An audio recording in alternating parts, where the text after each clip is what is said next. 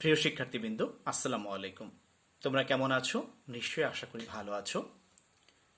আমিও ভালো আছি। আমি মোহাম্মদ জান্নাতুল মামুর, প্রভাষক প্রাণীবিদ্যা, সরকারি শামসুর রহমান কলেজ, গোসাইয়ের শরীয়তপুর থেকে আমাদের এই অনলাইন ক্লাস থেকে তোমাদেরকে স্বাগতম জানাচ্ছি। শিক্ষার্থীবৃন্দ, আজকে আমরা জীববিজ্ঞান প্রথম পত্রের প্রথম অধ্যায় কোষ ও কোষের গঠন, আজকে আমরা এর দ্বিতীয় পর্ব নিয়ে আমরা আলোচনা করব। শুরুতেই শিক্ষার্থীবৃন্দ, তোমরা যে বইগুলো আসলে কিনবে সেই বইগুলো হচ্ছে জীববিজ্ঞান প্রথম পত্র, প্রফেসর ডক্টর মোহাম্মদ আজিবুর রহমান, অক্ষরপত্র প্রকাশনী, ঢাকা। আরেকটি হচ্ছে জীববিজ্ঞান প্রথম পত্র, ডক্টর মোহাম্মদ আবুল হাসান, হাসান বুক হাউস, ঢাকা। এই বই দুটি তোমাদের সার্বক্ষণিক সঙ্গী হিসেবে তোমরা রেখে দিবে, কারণ আমরা কলেজে এই বই দুটি তোমাদের জন্য আমরা নির্ধারণ করেছি। শিক্ষার্থীবৃন্দ, দেখতে পাচ্ছ এখানে একটি জিরাফের ছবি, আর এটা হাতির ছবি। এই জিরাফ এবং হাতি উভয় কিন্তু হচ্ছে একটি মাত্র কোষ থেকে সৃষ্টি হয়েছে। যাই হোক শিক্ষার্থীবৃন্দ, এটা তোমরা ভালো করে খেয়াল করো, তুমি আমি সবাই কিন্তু সৃষ্টি হয়েছি একটি মাত্র কোষ থেকে। শিক্ষার্থীবৃন্দ, তাহলে আজকে আমাদের যে আলোচ্য সূচি ছিল কোষ এবং কোষের গঠন, আমরা কোষ সম্পর্কে জানতে পারবো, কোষের গঠন শিখতে পারবো। প্রথমেই চলে আসে সেল। আমরা জানি যে অ্যারিস্টটলকে বলা হয় জীববিজ্ঞানের জনক, এবং এই যে আমরা উদ্ভিদ বিজ্ঞান, এই জীববিজ্ঞানকে দুই ভাগে ভাগ করা যায়, একটি হচ্ছে উদ্ভিদ বিজ্ঞান আর একটি হচ্ছে প্রাণী বিজ্ঞান। উদ্ভিদ বিজ্ঞানের জনক হচ্ছে থিওফ্রাস্টাস এবং প্রাণী বিজ্ঞানের জনক হচ্ছে অ্যারিস্টটল। শিক্ষার্থীবৃন্দ, এই জীববিজ্ঞান সম্পর্কে আমাদেরকে জানতে গেলে, অর্থাৎ কোষ সম্পর্কে জানতে গেলে আমাদের এই কয়েকজন বিজ্ঞানীর অবশ্যই সম্পর্কে আমাদের একটু জানা দরকার। অর্থাৎ আমরা এখানে বলছি কার? রবার্ট হুক, অ্যারিস্টটল, জিন ব্রাকেট, হিগম্যান এবং ডি ডবার্টিস। শিক্ষার্থীবৃন্দ, দেখো আমাদের বাম দিকের এই যে কোষটা, এটি হচ্ছে পৃথিবীর একটি মানে সর্বাপেক্ষা একটা ক্ষুদ্রাকৃতির কোষ, আর এটি হচ্ছে আমাদের বৃহৎ আকৃতির কোষ। এই যে ডিমটা তোমরা দেখতে পাচ্ছ বড় আকৃতির, এটি হচ্ছে উট পাখির ডিম, আর এটি হচ্ছে আমাদের সাধারণ একটি মুরগির ডিম। তাহলে বুঝতেই পারছো যে আকার আকৃতি ভেদটা, অর্থাৎ কোষগুলোর কিরকম হতে পারে। এরপরে আমরা চলে আসবো যে কোষের প্রকারভেদ, কার উপর ভিত্তি করে? নিউক্লিয়াসের উপস্থিতি এবং অনুপস্থিতির উপর ভিত্তি করে। সাধারণত কোষ আমাদের দুই প্রকার, আমরা বলে থাকি হচ্ছে একটি আদি কোষ। দেখো তোমরা এখানে দেখতে পাচ্ছ দুটি ছবি, একটি আমাদের ইকোলাই ব্যাকটেরিয়ার। শিক্ষার্থীবৃন্দ, এটা হচ্ছে আদি প্রকৃতির, আদি এবং প্রকৃত নিউক্লিয়াস মানে প্রকৃত যে কোষগুলো রয়েছে সেই কোষের মাঝে মূল পার্থক্য যেটি, সেটি হচ্ছে যে এদের রাইবোজোম হচ্ছে, অর্থাৎ আদি কোষের রাইবোজোম 70S এবং প্রকৃত কোষের রাইবোজোম 80S। শিক্ষার্থীবৃন্দ, এই বিষয়গুলো তোমাদেরকে মাথায় রাখতে হবে। এরপরে আমরা দেখতে পাচ্ছি একটি প্রাণী কোষ এবং একটি উদ্ভিদ কোষের ছবি। শিক্ষার্থীবৃন্দ, দেখো অবস্থান ও কার্যভেদে সাধারণত হচ্ছে আমরা কোষসমূহকে দুই ভাগে ভাগ করতে পারি, একটি হচ্ছে দেহকোষ আর অপরটি হচ্ছে জনন কোষ। দেখো সাধারণত দেহকোষ কোনগুলো? দেহ গঠনে যে সমস্ত কোষ অংশগ্রহণ করে তাদেরকে বলা হয় দেহকোষ। আর যে কোষগুলো আমাদের জনন কাজে অংশগ্রহণ করে, অর্থাৎ স্পার্ম এবং ওভাম, এই দুটি হচ্ছে ভবিষ্যতের একটি বংশধর সৃষ্টি করে ফেলে। এই বংশধরগুলো আমাদের নতুন, অর্থাৎ একটি প্রজাতি রক্ষায় একটি বিশেষ ভূমিকা পালন করে। একটি আদর্শ উদ্ভিদ কোষের চারটি অংশ: কোষ প্রাচীর, কোষ ঝিল্লি, সাইটোপ্লাজম এবং নিউক্লিয়াস। শিক্ষার্থীবৃন্দ, আমরা এখানে একটি আদর্শ উদ্ভিদ কোষের একটি আমরা ছবি দেখতে পাচ্ছি। দেখো প্রথম যে ছবিটা চলে আসে মাইক্রোভিলাই, তোমরা নিশ্চয়ই খেয়াল করছো এই জায়গাগুলোতে কিছু আঙ্গুলের মতো ভোঁতা অভিক্ষেপ দেখা যায়, আর এই ভোঁতা অভিক্ষেপগুলোকে আমরা বলছি হলো কি বলছি? মাইক্রোভিলাই।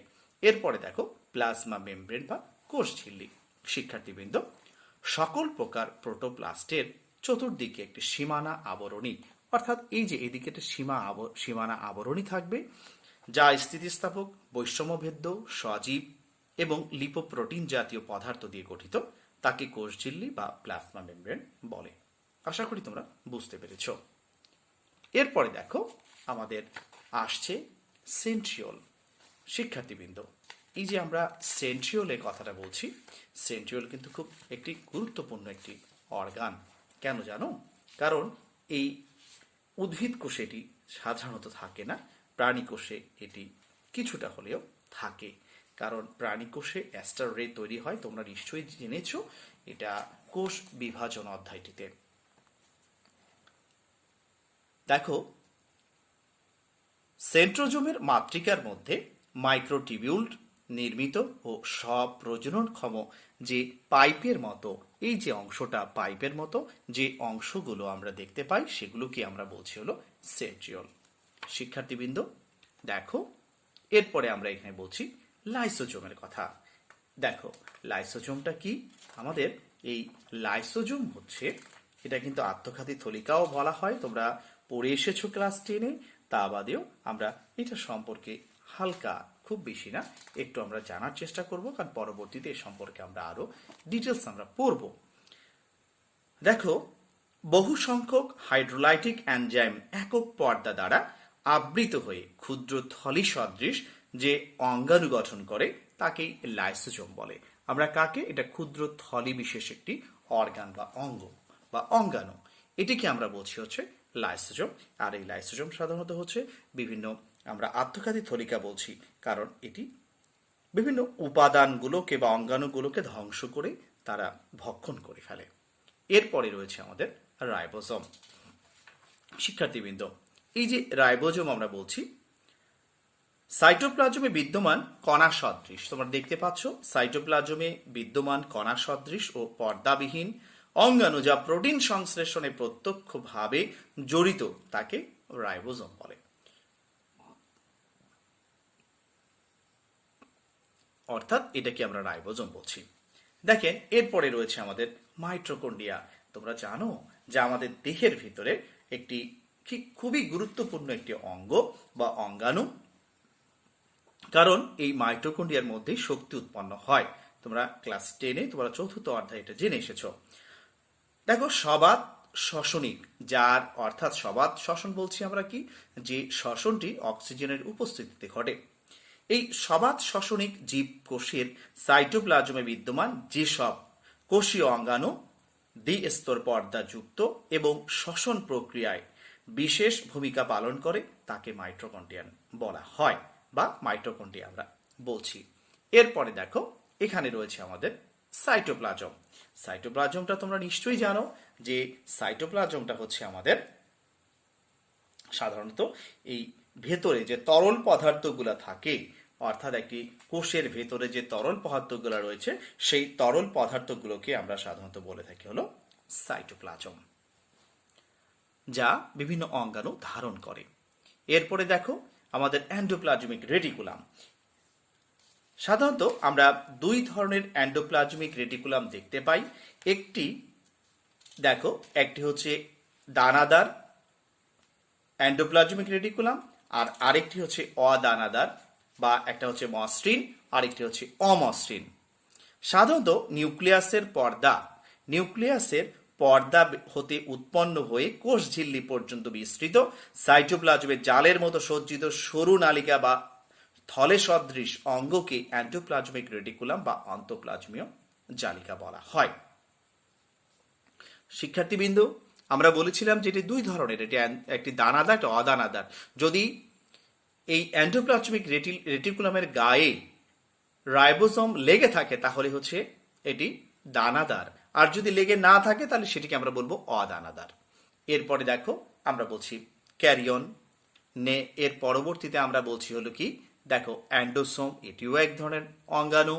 এরপরে দেখো নিউক্লিয়ার মেমব্রেন, অর্থাৎ এই নিউক্লিয়াসের চারদিকে যে পর্দাটা রয়েছে সেই পর্দাটাকে আমরা বলছি হলো নিউক্লিয়ার মেমব্রেন।